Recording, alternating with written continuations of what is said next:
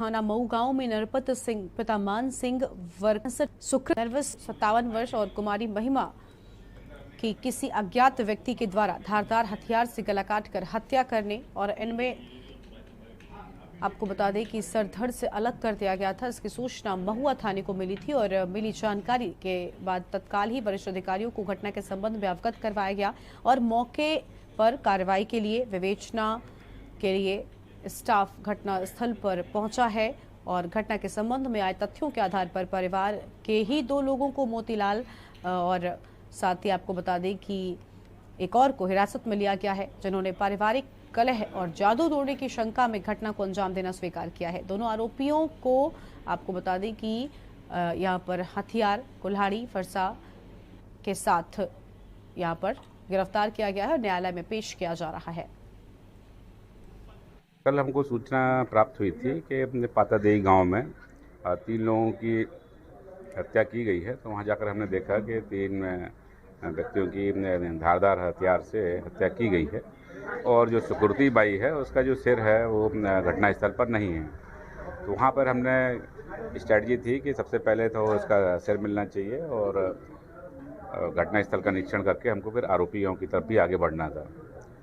तो हमने कई पार्टियां बनाई, सर्चिंग पार्टी बनाई, तो उसमें सिर ढूंढ करके लगभग 1.5 से 2 घंटे के प्रयास के बाद में हमको सिर की सूचना मिली और फिर उसके बाद में जो घटना स्थल के आसपास सर्चिंग के दौरान कई बच्चों को भी हमने कई लोग बातचीत करना प्रारंभ किया उन लोगों।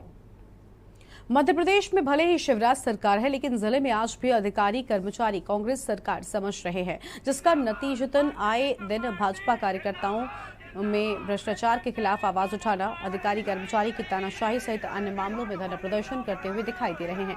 लेकिन ना तो अधिकारी कर्मचारी पर कार्रवाई हो रही है और जिससे उनके हौसले बुलंद नजर आते हैं। दरअसल जिले की 7 सीट पर कांग्रेस के विधायक व जिले का सांसद भी कांग्रेस पार्टी का है और छिंदवाड़ा जिले के मोहखेड़ की उप तहसील सावरी में नवनिर्मित भवन के लोकार्पण में प्रभारी मंत्री कमल पटेल के पहुंचने से पहले कार्यक्रम स्थल पर जमकर हंगामा हुआ है। प्रभारी मंत्री कमल पटेल और भाजपा के जिलाध्यक्ष विवेक बंटी साहू ने भाजपा कार्यकर्ताओं को इस तरह बैठे और एसडीएम की तानाशाही व हटाने की नारेबाजी करने पर उन्हें शांत करवाकर उनकी मांग को गंभीरता से सुना है। इसके बाद सभी कार्यक्रम स्थल पर पहुंचकर उप तहसील भवन का लोकार्पण किया।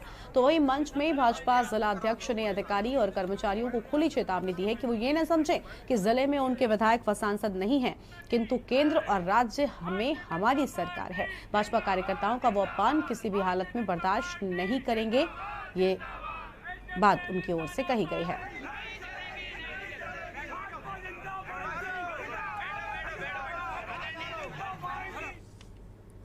और छतरपुर में सिटी कोतवाली थाना क्षेत्र के बकायन खिड़की इलाके में रहने वाले एक वंशकार परिवार की 25 वर्षीय लड़की नीलू वंशकार के द्वारा 13 मई को तालाब में कूदकर आत्महत्या, जिसका शव 14 मई को बरामद हुआ था और जिस दिन लड़की ने आत्महत्या की उसके अगले ही दिन उसका विवाह था। इस मामले में लड़की के परिजनों ने मोहल्ले में रहने वाले आरोपी राहुल अहरवार और उसके 2 अन्य साथियों पर आरोप लगाए थे कि राहुल के द्वारा उनकी बेटी को परेशान किया जाता था।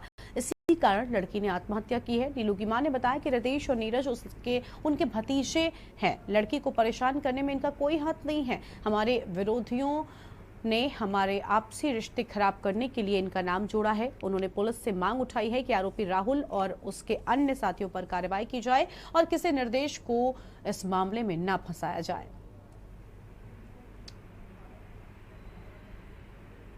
गिरजाबाई जी, क्या घटना घटी थी? ये घटना घटी कि हमारी लड़की को मंडप होता था, 13 तारीख का मंडप होता था और 14 तारीख को हमारी को पक्के जाने थी, तो वो लड़की हमारी